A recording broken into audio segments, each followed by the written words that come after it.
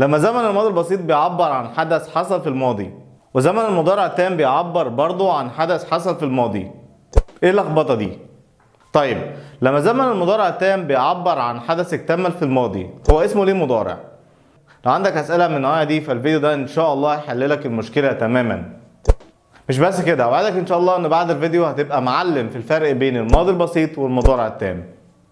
كمان في اخر الفيديو ان شاء الله هقول لك ليه المضارع التام اسمه مضارع تام رغم ان هو بيعبر عن حاجه حصلت في الماضي. جاهزين؟ يلا بينا.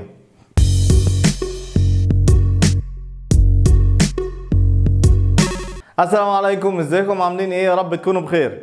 معاكم اسلام من ايزي انجلش. اهلا بيكم في حلقه جديده من كورس القواعد، واللي هتلاقيه في قناه اليوتيوب في زر قوائم التشغيل مترتب حلقه 1 2 3 4. حاجه مهمه جدا قبل ما نبدا، لو انت جايب حلقات الكورس ده بالترتيب وشفت حلقه المضارع التام وفاكر المثال بتاع محمد صلاح، فالدرس ده بالنسبه لك سهل جدا. اما بقى لو انت اول مره تشوفنا فانصحك تشوف الحلقات اللي فاتت بالترتيب وبعدين تشوف الدرس ده. وعشان ما اطولش على حضراتكم خلينا نبدا في الدرس. جاهزين؟ يلا بينا. اهلا بحضراتكم للمره الثانيه. النهارده ان شاء الله هنتكلم عن 3 فروق اساسيه بين ال present perfect يعني المضارع التام وال past simple يعني الماضي البسيط. وهنستعين باللاعب الدولي كريستيانو رونالدو واللاعب الدولي ميسي علشان نعرف الفرق بين المضارع التام والماضي البسيط. وانا قاصد المثال ده لان المثال ده هيخليك فاهم القاعده وحافظها في دماغك لفتره كبيره جدا. بالنسبه بقى لميسي، ميسي بدأ يلعب لبرشلونه تقريبا من سنه 2000 ولسه بيلعب لحد دلوقتي. اذا بدأ يلعب لهم في الماضي ولسه بيلعب لحد دلوقتي، يعني الحدث بدأ في الماضي ولسه مستمر في الحاضر، وهو ده زمن المضارع التام. بيعبر عن حدث بدأ في الماضي ولسه مستمر لحد دلوقتي. فلما اعبر عن الجملة دي اقول Messi has played for Barcelona for 18 years. Messi has played for Barcelona for 18 years. يعني ميسي بدأ يلعب لبرشلونة من 18 سنة ولسه بيلعب لحد دلوقتي، وده زمن المضارع التام.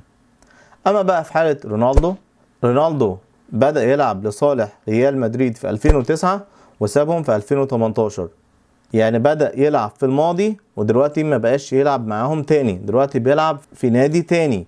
إذا الحدث بدأ في الماضي وانتهى في الماضي، ملوش علاقة بالحاضر. او رونالدو ما بيلعبش دلوقتي في ريال مدريد، وهو ده زمن الباست سيمبل. بيعبر عن حدث بدأ في الماضي وانتهى في الماضي وملوش علاقة بالحاضر. فلما اعبر عن الجملة دي اقول Ronaldo played for Real Madrid for 9 years. Ronaldo played for Real Madrid for 9 years. Ronaldo played for Real Madrid for 9 years. يعني رونالدو لعب لصالح ريال مدريد لمدة 9 سنوات ودلوقتي ما بقاش يلعب معاهم تاني. طب هنا ثانية، هنا هي تنفع كلمة for تيجي مع زمن الماضي البسيط؟ هي for مش من الكلمات بتاعة ال present perfect يعني المضارع التام؟ لا يا فندم، for ينفع تيجي مع الماضي البسيط عادي جدا، ومعناها انه رونالدو لعب لصالح ريال مدريد لمدة 9 سنوات ودلوقتي ما بقاش يلعب تاني. إذن المضارع التام هو ميسي، بدأ يلعب ولسه بيلعب. والماضي البسيط هنرمز له برونالدو، حدث بدأ في الماضي وانتهى في الماضي. طيب هناخد بقى مثال تاني علشان نأكد الجزئية دي. ولنفرض مثلا ان انا عايز اقول ان انا كنت شغال في بنك لمدة 3 سنين ولسه شغال لحد دلوقتي. بدأت اشتغل في البنك من 3 سنين ولسه شغال لحد دلوقتي. اذن ده ميسي، اذن ده المضارع التام. يبقى اقول I have worked in a bank for 3 years. I have worked in a bank for 3 years. وممكن I have تبقى I've worked in a bank for 3 years.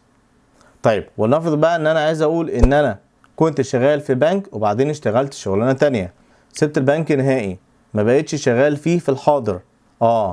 يعني الحدث بدأ في الماضي وملوش علاقة بالحاضر.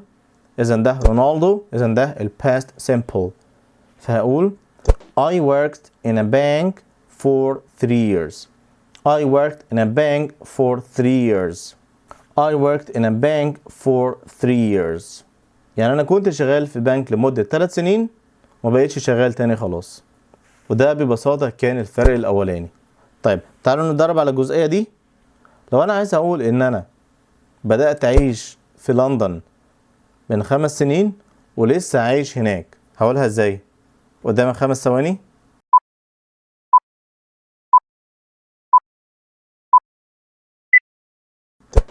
great job.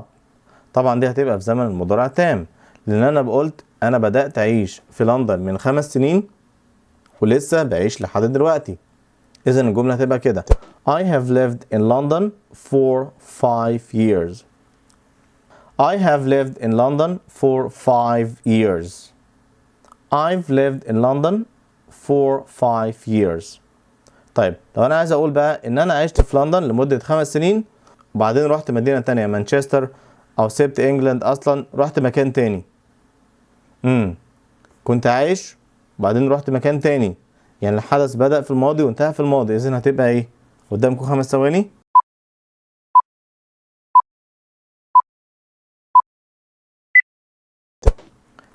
great job. هتبقى في الماضي البسيط.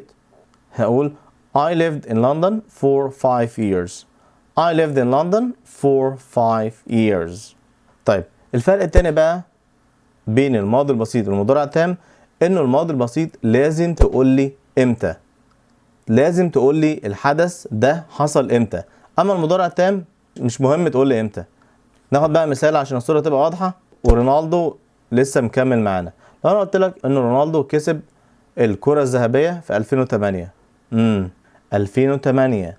إذا أنت حددت لي الوقت، إذا ده الماضي البسيط. أقول لك رونالدو won the Ballon d'Or in 2008. رونالدو won the Ballon d'Or in 2008. يعني رونالدو كسب جائزة البالون دور أو جائزة الكرة الذهبية في سنة 2008. وأنا قلت هنا الماضي البسيط لأن أنا حددت لك إمتى. طيب لو أنا قلت لك رونالدو كسب الكرة الذهبية وما قلتش إمتى، في الحالة دي هتبقى زمن المضارع التام.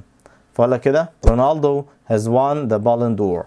رونالدو has won the Ballon d'Or، يعني رونالدو كسب الكرة الذهبية. وما قلتلكش إمتى لأنه المضارع التام مش بيهتم أنت عملت الأكشن ده إمتى. إذا الفرق التاني، الماضي البسيط لازم تقول لي الحدث حصل إمتى. أما المضارع التام مش مهم تقول لي الحدث حصل إمتى، أهم حاجة إنه الأكشن حصل إمتى مش مهم، مش مشكلتنا. It doesn't matter. It's not our problem. We don't care. مش مهم، إحنا مش مهتمين. طيب تعالى نتدرب بقى على الجزئية دي. عايزك تقول لي إن أنت درست إنجليش السنة اللي فاتت. هتقولها بقى إزاي؟ قدامك 5 ثواني.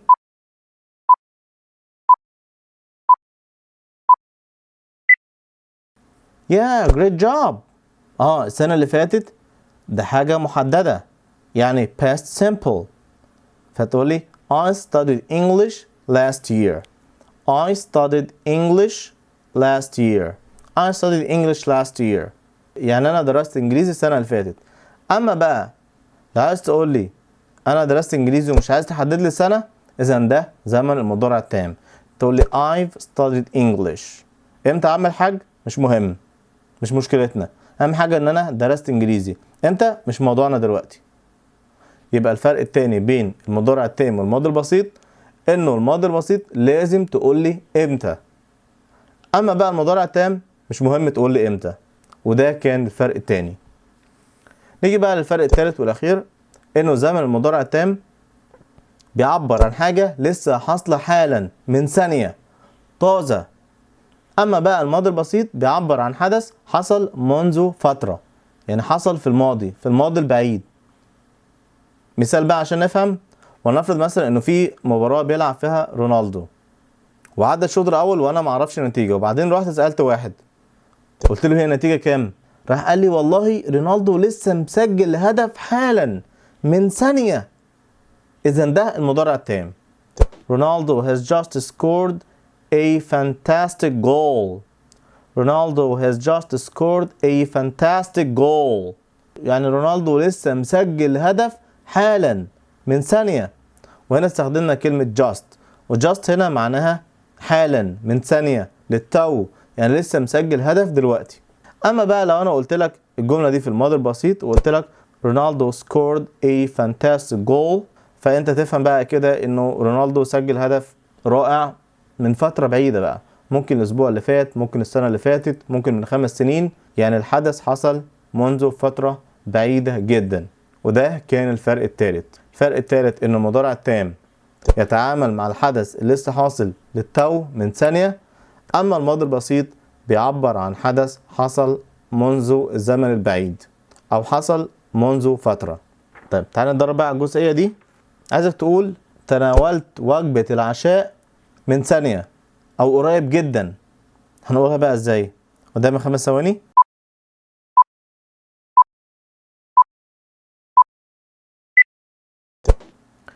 great job. لسه مخلص وجبة العشاء من ثانية، اذا الحدث لسه حاصل، اذا ده زمن المضارع التام. فتقول لي I have just had my dinner. I have just had my dinner. الله، هي ايه had دي؟ ما had دي هي التصريف الثالث من have had. وممكن تيجي بمعنى يتناول او يأكل. I have just had my dinner. لقد تناولت وجبة العشاء من ثانية، دلوقتي حالا. طيب عايز اقول ان هو لسه واصل البيت حالا من ثانية. هنقولها بقى ازاي؟ قدامي 5 ثواني.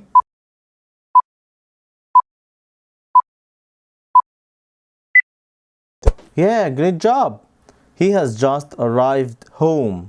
هو لسه واصل البيت حالا من ثانية. وصلنا بقى للسؤال المهم، هو ليه زمن المضارع التام او البريزنت بيرفكت اسمه زمن المضارع التام رغم ان هو بيعبر عن حاجة حصلت في الماضي؟ الإجابة في المثال بتاع ميسي. احنا قلنا انه ميسي بدأ يلعب في برشلونة من فترة، يعني بدأ يلعب في الباست ولسه مستمر لحد دلوقتي، ودلوقتي يعني البريزنت او دلوقتي يعني الحاضر اللي هو البريزنت، يعني هو زمن اللي بيربط حاجة حصلت في الماضي ولسه مستمرة لحد دلوقتي. طيب حاجة حصلت اكتملت يعني perfect، لسه بتحصل دلوقتي يعني حاضر يعني present، ومن هنا جاء اسمه ال present perfect. والمعنى العام للمضارع التام هو الزمن اللي بيربط حاجة حصلت في الماضي ولسه ليها تأثير في الحاضر، أو حاجة حصلت في الماضي ولسه بتحصل في الحاضر. تمام؟ وبكده يا جماعة نكون وصلنا لنهاية حلقة النهاردة. أتمنى أكون ساعدتكم لو بجزء بسيط إنكم تحسنوا الإنجليش بتاعكم. We thank you for watching guys. I'll see you next video.